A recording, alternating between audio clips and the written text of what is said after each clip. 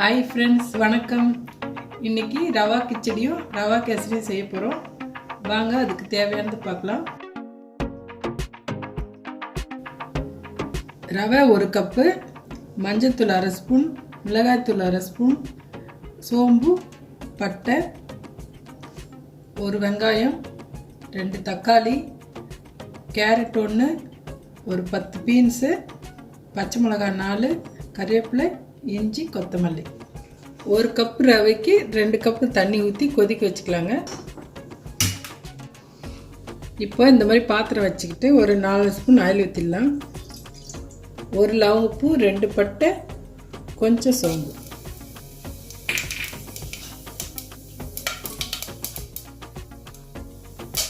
கடுகு, உளுத்தம்பருப்பு, கடலைப்பருப்பு, ஜீரகம். இப்போ கறிவேப்பிலை, ஆனியன், பச்சை மிளகாய் போட்டுடலாம்.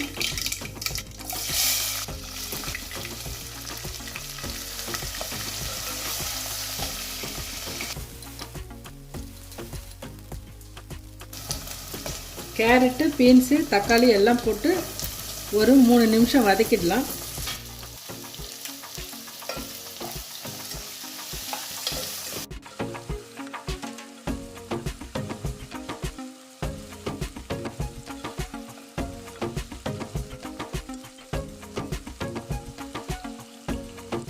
இப்போ ரவையை போட்டுடலாம்.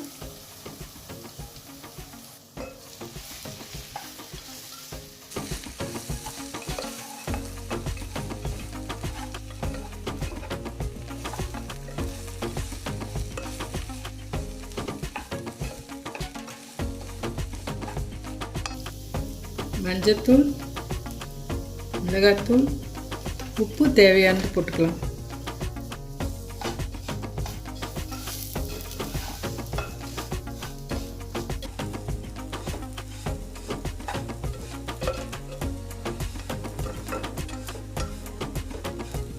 ஊற்றி 2 கப்பு தண்ணி கொதிக்க வச்சு இதில் ஊற்றிடலாங்க.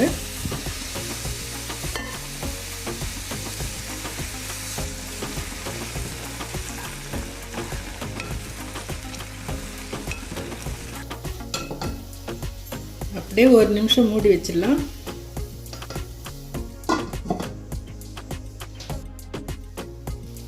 இது வேகிறதுக்கு 1 நிமிஷத்துலேருந்து 2 நிமிஷம் வரைக்கும் ஆகும். இப்போ நம்ம மேலே நெய் ஊற்றிக்கலாம். 1 ஸ்பூன் நெய் ஊற்றியாச்சு. கொத்தமல்லி போட்டுடலாம்.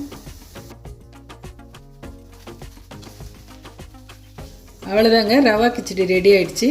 இப்போது உப்மாவுக்கு காம்பினேஷனுக்கு ஒரு ஸ்வீட் செய்யலாம். நெய் 1 ஸ்பூன், 1 கப்பு ரவை.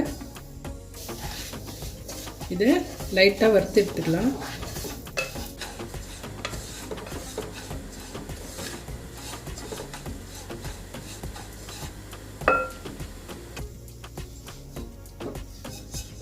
ஒரு கப்பு ரவைக்கு 2.5 கப்பு தண்ணி ஊற்றிக்கலாம்.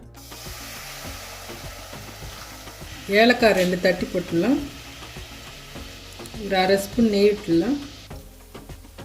நம்ம கலர் பவுடர் போட்டுக்கலாம். நான் க்ரீன் கலர் போடுறேன். ஒரு 1/4 ஸ்பூன் சால்ட் போட்டுக்கலாம். இப்போது ரவை இதில் போட்டுடலாம்.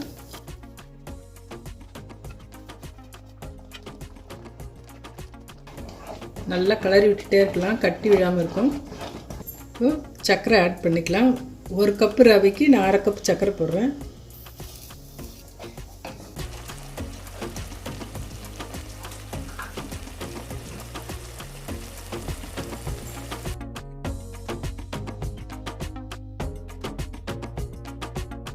ரெடி ஆயிடுச்சுங்க. முந்திரி, திராட்சை வறுத்து போட்டுடலாம்.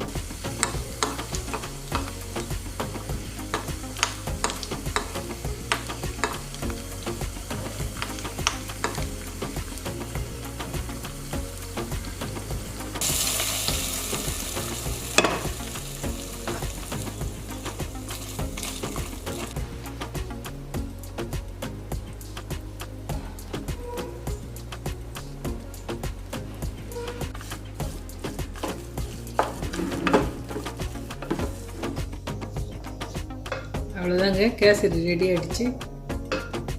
ரவா கிச்சடியும் ரவா கேசரியும் ரெடி ஆகிடுச்சிங்க.